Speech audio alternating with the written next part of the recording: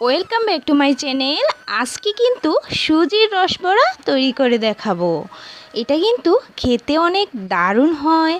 রসে ভরা এই রসবড়া অবশ্যই দেখবেন পুরো ভিডিওটি স্কিপ না করে, না হলে কিন্তু খুব মিস করবেন। তো চলুন এই রসে ভরা মিষ্টির পুরো রেসিপিটি দেখে নিই। প্রথমে এই রসবড়া মিষ্টি তৈরির জন্য আমি এখানে সামান্য একটু তেল দিয়ে দিচ্ছি, আর তেলটা আমি পুরো প্যানে ছড়িয়ে দিচ্ছি। আর পুরো প্যানে যখন ছড়িয়ে দিব তখন কিন্তু আমি এখানে সুজি দিয়ে ভাজবো।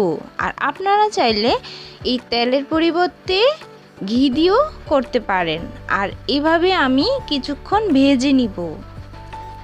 আর এভাবে যখন ভাজতে ভাজতে একটা ফ্লেভার নাকি চলে আসবে তখন কিন্তু ভাজাটা হয়ে যাবে। আর তখন আমি এর মধ্যে জাল করা দুধ দিয়ে দিব। আর দুধটা অবশ্যই এই সুজির পরিমাপের ওপর নির্ভর করবে। আমি এখানে হাফ কাপ সুজির জন্য 1 কাপ পরিমাণ দুধ লেগেছে। এবার এই দুধটাকে অল্প অল্প করে দিয়ে সুজিটা যাতে দলা না পাকিয়ে যায় সেদিকে খেয়াল রেখে খুব ভালো করে ম্যাশ করে এভাবে সুজিটাকে আমি নেড়ে চেড়ে অনবরত শুকিয়ে নিব। একদম টেনে না যাওয়া পর্যন্ত আমি কিন্তু এভাবে নাড়তেই থাকবো।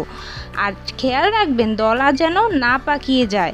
তো এইভাবে পুরোটা দেখুন যখন শুকিয়ে যাবে তখন আমি নামিয়ে একদম ঠান্ডা করে নিব। আর একটু যখন ঠান্ডা হয়ে যাবে তখন আমি এখান থেকে মিষ্টি তৈরির জন্য প্রথমে আমি এখানে হাফ কাপ গুঁড়ো দুধ এই সুজির মিশ্রণের সাথে মিক্স করে নেব খুব ভালো করে। হাত দিয়ে একটু সময় ধরে খুব ভালো করে একটা ডো তৈরি না হওয়া পর্যন্ত আমি মেখে নিব। আর যখন এরকম একটা ডোয়ে পরিণত হবে তখন আমি মিষ্টিগুলো একে একে তৈরি করে নিব। তো দেখুন আমি হাতে তেল মেখে নিয়েছি।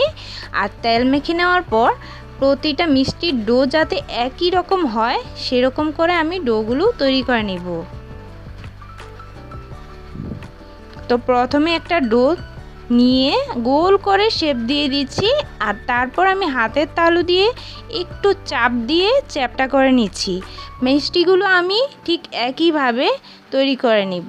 এখানে এই রসবড়াগুলো এরকম চ্যাপটা করেই তৈরি করে নিচ্ছি। আপনারা চাইলে যে কোনো শেপে গোল বা লম্বা আকৃতির করেও তৈরি করে নিতে পারেন, সেটা আপনাদের ইচ্ছে। তো আমি সবগুলো একই সাইজ করে তৈরি করে নিলাম। কোনোটা কিন্তু বড় বা ছোট হয়নি, একই সাইজ হয়েছে। তো দেখুন সবগুলো তৈরি করে নিয়েছি। এবার আমি এগুলো ভাজবো। আর ভাজার জন্য আমি এখানে পরিমাণ মতো তেল দিয়ে দিয়েছি। এবার আমি সুজির এই মিষ্টিগুলো সবগুলো তেলে দিয়ে দিব একে একে। আর অবশ্যই খেয়াল রাখবেন প্রথমেই যেন চুলা আঁচটা বাড়িয়ে দিয়ে এগুলো ভাজতে যাবেন না, না হলে কিন্তু ভিতরে কাঁচা থেকে যাবে আর উপর দিয়ে একদম লাল হয়ে যাবে।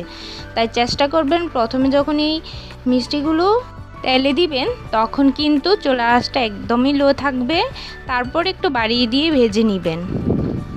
আর এইভাবে আমি অনবরত নেড়ে চেড়ে এপিট উপিট উল্টে পাল্টে তারপর আমি কিন্তু হালকা লাল করে ভেজে নিচ্ছি।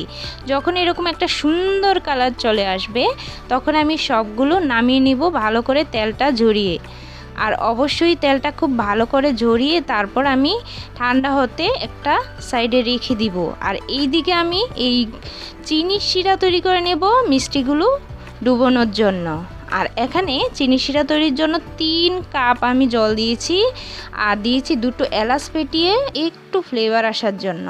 দিয়ে দিয়েছি হাফ কাপ চিনি। তো চিনির পরিমাণটা অবশ্যই আপনারা পরিমাণ অনুযায়ী দিয়ে দিবেন।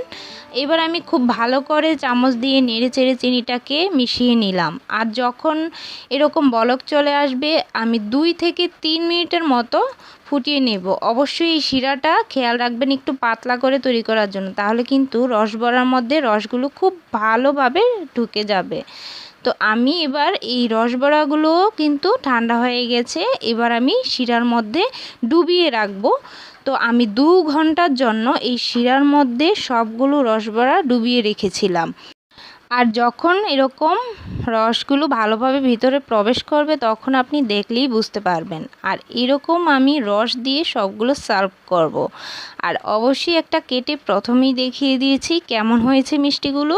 যদি রেসিপিটি ভালো লাগে অবশ্যই চ্যানেলটি সাবস্ক্রাইব করে পাশে থাকবেন, আর লাইক করে দিবেন, একটু শেয়ার করে দিবেন। তো আজকের মতো এই পর্যন্তই। এরকম আরও নতুন নতুন রেসিপিগুলো দেখার জন্য আমার চ্যানেলের সাথেই থাকুন। আজকের মতো বিদায় নিচ্ছি। ধন্যবাদ সবাইকে।